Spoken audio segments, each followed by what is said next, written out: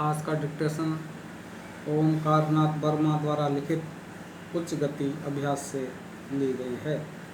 Dictation का time शुरू होता है। अब स्टार्ट।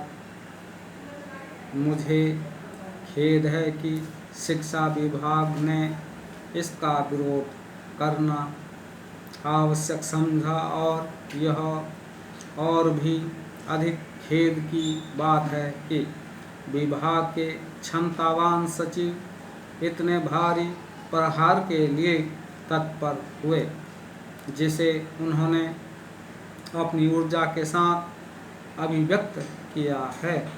इस प्रस्ताव का उद्देश्य बहुत निश्चल दिखाई देता है और अगर इसे कम से कम अगर विभाग की स्वीकृति नहीं तो सहानुभूति अवश्य मिलनी चाहिए।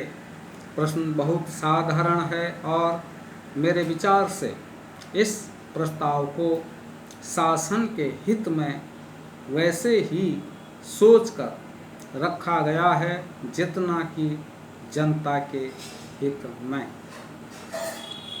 सभी अधिकारी गणों तथा गैर सरकारी पर्यवेक्षकों को एक मत है कि शिक्षित वर्ग में बेरोजगारी दिनों दिन बढ़ती जा रही है। शिक्षा पर प्रस्तुत पिछली पंचवर्षीय रिपोर्ट में ऐसा ही कहा गया था और शीघ्र ही बंगाल में बेरोजगारी पर एक सभा गठित की गई है जिन्हें बंगाल जिला प्रशासन समिति रिपोर्ट की संस्तुतियां का स्मरण होगा।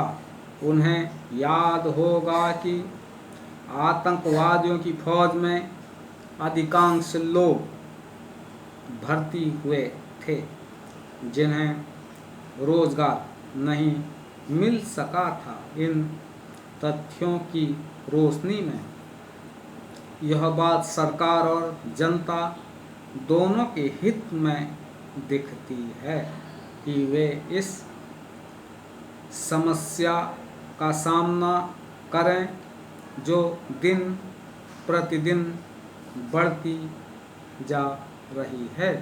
काउंसिल ऑफ स्टेट में ली ने अभी हाल में ही इसकी पुष्टि की थी।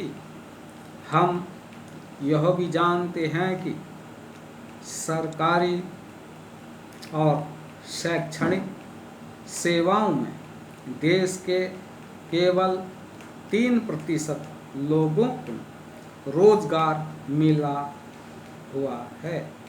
हम यह भी जानते हैं कि भूमि पर दबाव लगातार बढ़ता जा रहा है। हम यह भी जानते हैं कि अभी तक तकनीकी और औद्योगिक विद्यालय बहुत उपयोगी सिद्ध हुए हैं और किसी भी हालत में यहाँ तक कि अगर विभिन्न प्रदेशों के शिक्षा मंत्रालयों द्वारा तैयार किए जा रहे 14,000 सैनिकों तथा पथ प्रदर्शकों द्वारा ठीक वैसे ही कर्तव्य पालन हो जैसी कल्पना की जा सकती है तो भी वे लोग हमें उस स्थिति में नहीं पहुंचा सकते जैसी हम चाहते हैं। इसलिए सवाल यह है कि इस समस्या से कैसे निपटा जाए और इसका सर्वश्रेष्ठ तरीका क्या हो सकता है। शिक्षा सचिव सोचते हैं कि सामान्य और उदारवादी शिक्षा का प्रभुत्व रहे। यह सच है कि उदारवादी शिक्षा के बहुत ऐसे छात्र पैदा किए हैं जो उदारवादी चरित्र के असंतोष का प्रदर्शन करते हैं।